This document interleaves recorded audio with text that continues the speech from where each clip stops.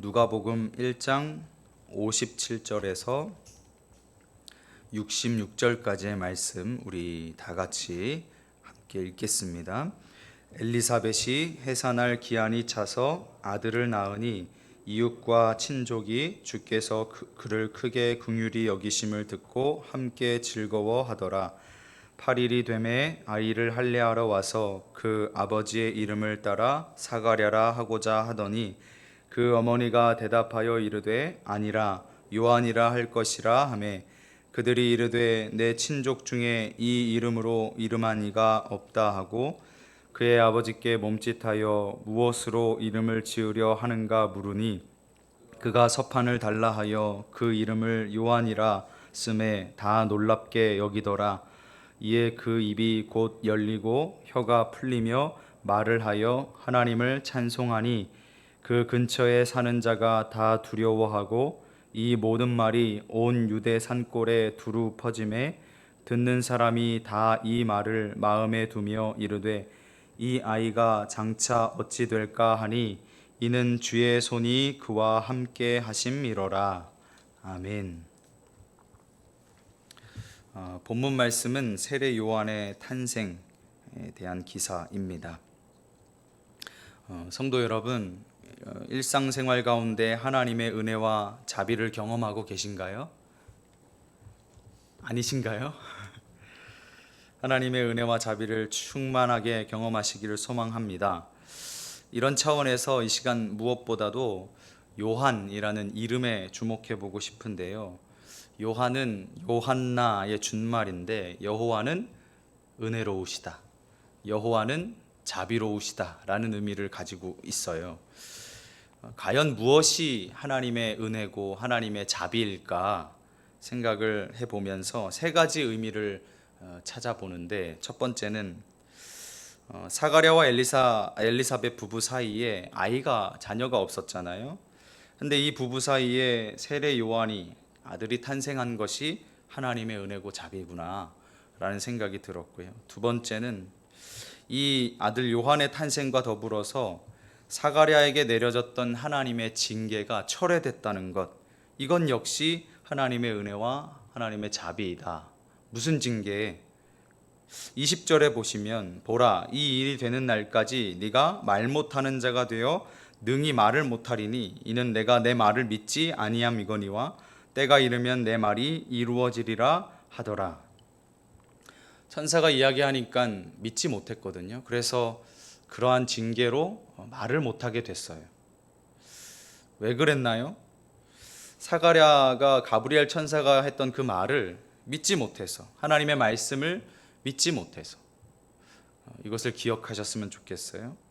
세 번째는요, 이러한 일들에 더해서 장차 이 요한이 자라게 돼서 또 하나님의 사역을 감당할 사명자로 서게 되면 그 요한의 메시지를 듣고 회개하라, 천국이 가까이 왔다 라는 그 메시지를 듣고 많은 사람들이 하나님께로 돌아오게 되는 것 역시 하나님의 크신 은혜고 자비겠구나 라는 생각을 했습니다. 그 어떤 것보다 이것이 큰 은혜고 자비죠. 이것을 기억하시면서 오늘 본문을 쭉 보시면 좋겠습니다. 57절, 58절 우리 같이 한번 읽어보겠습니다. 시작. 엘리사벳이 해산할 기한이 차서 아들을 낳으니 이웃과 친족이 주께서 그를 크게 긍휼히 여기심을 듣고 함께 즐거워하더라. 아멘. 사가랴와 엘리사벳은 주변 사람들, 곧 이웃들과 친척들에게 걱정을 끼쳐온 인생이었어요. 왜냐하면 늙을 때까지 자식이 없었으니까요. 그런데 이제 엘리사벳이 임신을 하게 된 거죠. 그러면 드디어 아이를 가졌구나, 이 얼마나 기쁘고 감사한 일이에요. 다 축하하고 좋아해 줘야 될 일인데, 그런데 그러질 못해요. 해산을 기다리는데요, 이게 또 근심거리예요. 저 노인이 해산을 잘 할 수 있으려나, 그런 생각이 들겠죠, 자연스럽게. 현대에도 젊어서 해산하는 경우에도 산모가 위험하거나 산모가 목숨을 잃는 경우가 종종 발생하거든요. 그런데 고대 사회에서는 더 했겠죠. 의료 기술이 더 좋았던 것도 아니고 이렇게 위생적으로도 좋았던 것도 아니고 또 위험한 일이 생겼을 때 그것을 왜 그런지를 알 수가 없잖아요. 뱃속을 들여다볼 수 있는 것도 아니고. 그러니까 산모가 위험한 경우가 더 많았을 거예요. 그러니까 낳기 전까지는 모두가 신경이 곤두서고 노심초사했을 거예요. 더군다나 노인이었으니까. 임신을 못해도 걱정, 임신을 해도 걱정이에요. 우리네 인생이 이와 같다. 이래도 근심, 저래도 근심 아니에요? 그런데 인간적인 염려와는 달리 하나님의 도우심 속에서 엘리사벳은 건강한 사내 아이를 출산하게 됩니다. 그러자 모두가 안심하고 함께 즐거워했다라고 했어요. 이 아이의 출생은요, 예수 그리스도로 인해서 우리에게 임할 은혜의 전초 사인과도 같은 거예요. 누가는 이 사실에 대해서 하나님의 관점에서 이야기하는데 58절이죠. 이웃과 친족이 주께서 그를 크게 긍휼히 여기심을 듣고 함께 즐거워하더라. 하나님께서 이 경건한 엘리사벳과 사가랴 제사장 부부에게 아들을 허락해 주셨는데 어떻게 그럴 수 있었을까? 가만히 생각해 봐요. 이것은 그들이 경건하게 살았기 때문도 아니고 그들이 제사장이었기 때문도 아니다. 또 열심히 한결같이 기도했기 때문도 아니다. 다만 하나님께서 그들을 오늘 말씀처럼 크게 긍휼히 여겨주셨기 때문이었다. 하나님의 구속 역사는 언제나 하나님의 이 큰 긍휼에 기인하는 줄 믿습니다. 우리가 그래서 늘 날마다 하나님의 긍휼을 베풀어 달라고 기도해야 하는 것이죠. 예전에 로마서 3장 말씀 묵상하면서 신학생 때인 것 같은데요. 예수님의 그 사랑 그리고 하나님의 은혜를 이렇게 덧입었던 기억이 있어요. 그렇게 질문을 했던 게 생각이 나는데 하나님 도대체 어떻게 저 같은 이 죄인을 위해서 독생자 예수 그리스도를 보내주셨고 스스로 그렇게 제물이 되셨습니까? 제가 그 노트에 이렇게 적어놨던 기억이 나요.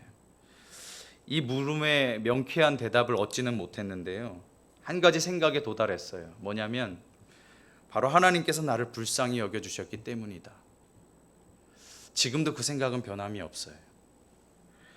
16세기에 종교개혁의 불씨를 당겼던 마틴 루터가 남긴 유언장, 아직도 그게 보관이 돼서 이렇게 있는데요. 거기에 보면 마지막 남긴 말이잖아요. 유언장이라고 하면. 근데 이렇게 썼어요. 마틴 루터가. 우리 모두는 거지다. 이것은 사실이다. 무슨 얘기냐면 어제 본문에도 마리아가 여종은 비천합니다. 이렇게 고백했던 것처럼 우리 모두는 하나님의 은혜를 구걸할 수밖에 없는 처지라는 거예요. 이것을 망각하고 이것을 잊으면 우리는 교만해서 하나님을 찾지 않게 될 거예요. 하나님의 긍휼을 입지 못하게 된다는 거죠. 루터를 보니까 일평생 예수 그리스도의 십자가 아래에서 살았던 것 같아요. 마치 구걸하는 거지처럼 주인 되신 예수님의 식탁에서 떨어지는 그 은혜의 부스럭이라도 받아먹기 위해서 그 옆에서 계속 머무는 거예요. 십자가 위에는 하나님의 낭비스러운 은혜가 아름답게 펼쳐져 있는데요. 이게 참 아이러니한 게 모순된 게 인간은 그것으로부터 자꾸만 벗어나려고 하는 것 같아요. 하나님 앞에 반항하고요. 하나님으로부터 멀어지려고 해요. 이때 우리의 태도가 무척 중요한데 복음을 받아들이느냐 아니면 거부하느냐. 이 예수 그리스도의 복음은 인간들의 사소한 이 잔털 같은 실수와 잘못, 오점 그리고 때로는 어마어마하게 큰 죄라고 하더라도 능히 치유하고도 남습니다. 그것을 의지하면 살고 그것을 걷어차면 죽는데 전 생애를 하나님의 은혜를 구하며 구걸했던 거지처럼 그 루터처럼 우리 모두도 하나님 앞에 거지로 살아가면 좋겠다. 그런 생각을 해봅니다. 58절인데요. 8일이 되매 아이를 할례하러 와서 그 아버지의 이름을 따라 사가랴라 하고자 하더니 요한이 태어난 지 8일이 됐어요. 사가랴는 여전히 말 못하는 그 훈련의 기간을 보내고 있습니다. 유대의 관습과 율법에 따라서 아이가 태어난 지 8일 만에 할례를 행해야 되는 날이 다가왔는데 할례는 잘 아시다시피 구별된 백성을 나타내는 어떤 표식이잖아요. 이제 너는 하나님의 소유다. 나는 하나님의 백성이다. 라고 하는 의미인데, 유대 백성들에게 이 할례야말로 자신들을 이방인들과 구별하는 정말 중요한 자랑이었죠. 따라서 이날에 가출생한 아이들의 이름을 지어주고 함께 축하를 했던 것인데, 신약 시대에 와서는 이 할례가 이제 세례로 대체가 되는데, 누구든지 자신의 죄를 고백하고 예수님을 영접하고 또 세례를 받으면 하나님의 자녀가 되는 놀라운 은혜가 있게 되는 것이죠. 그런데 이렇게 좋은 날 분위기가 조금 이상해져요. 사람들은 당연히 관습과 전통에 따라서 아들의 이름을 사가랴라고 지었으면 좋겠다고 생각을 했어요. 사가랴라고 하겠지, 당연히 아버지 이름 따라서. 그런데 엘리사벳이 막아섭니다. 60절 말씀에 그 어머니가 대답하여 이르되 아니라 요한이라 할 것이라 하매.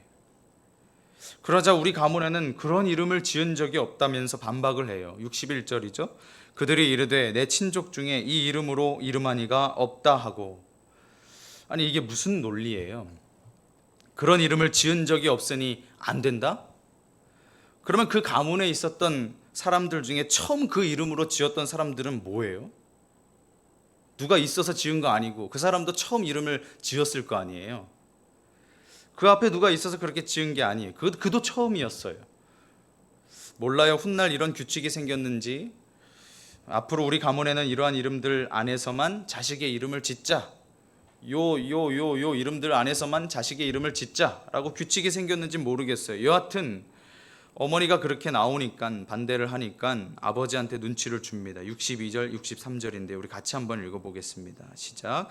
그의 아버지께 몸짓하여 무엇으로 이름을 지으려 하는가 물으니 그가 서판을 달라 하여 그 이름을 요한이라 쓰매 다 놀랍게 여기더라.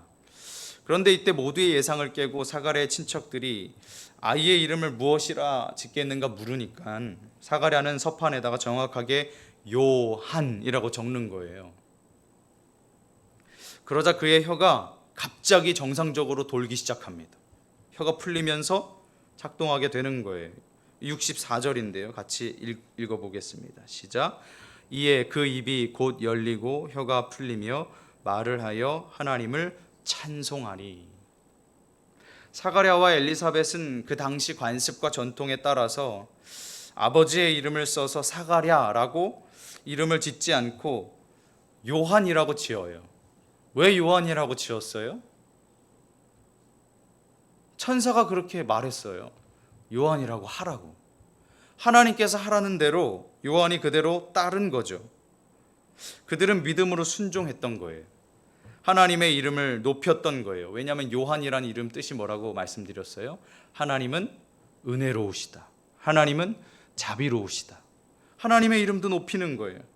자신들의 아들인 이 요한을 거룩한 사명을 위해서 하나님께 드리고 있는 거예요. 자녀들의 인생을 하나님께 드리는 것은, 하나님께서 쓰시도록 내어드리는 것은 결코 쉽지 않습니다. 그럼에도 불구하고 우리 모두는 그가 목사가 된다, 선교사가 된다 이런 것뿐만이 아니라 우리의 모든 자녀는 하나님 앞에 드리는 거예요. 이러한 일들을 통해서 하나님께서 우리에게 무엇을 깨닫게 하시냐면, 사람들의 생각이 아니라 온전히 하나님의 뜻을 따라야 한다는 것을 우리에게 가르쳐 줍니다. 저는 이 대목에서 성령에 사로잡혔던 두 사람이 생각이 났어요. 그 사람들의 말이 생각이 났어요. 사도행전 4장 19절에 보면 베드로와 요한이 대답하여 이르되 하나님 앞에서 너희의 말을 듣는 것이 하나님의 말씀을 듣는 것보다 옳은가 판단하라. 하나님의 말씀을 듣는 것보다 사람의 말을 듣는 것을 더 우선시하고 중요하게 여기면 안 될 겁니다. 사람들은 다 사가랴라고 했으면 좋겠다고 생각했어요. 사가랴라고 해야지. 아버지의 이름 따라서 그거 얼마나 좋아. 사가랴라고 불러야지. 그런데 그렇게 하지 않고 사람들의 말을 듣지 않고 하나님의 말씀을 따르는 거예요. 그러자 봉해졌던 긴 침묵의 시간을 보낼 수밖에 없었던 사가랴의 입이 해제되는 역사가 일어나고요. 그 기간 동안에 깨달았던 하나님에 대한 깊은 경외감을 가지고 그 입을 가지고 가장 먼저 하나님을 찬송했다 그랬어요. 그동안 얼마나 말하고 싶은 게 많이 있었겠어요. 수개월이 지났어요. 그동안 정말 입 밖으로 막 표현하고 싶었던 것들이 얼마나 많이 있겠어요. 지금 이 순간에도 내가 왜 요한이라고 할 수밖에 없는지 막 말하고 싶은데 가장 먼저 해명하거나 설명하는 게 아니고 하나님을 찬송해요.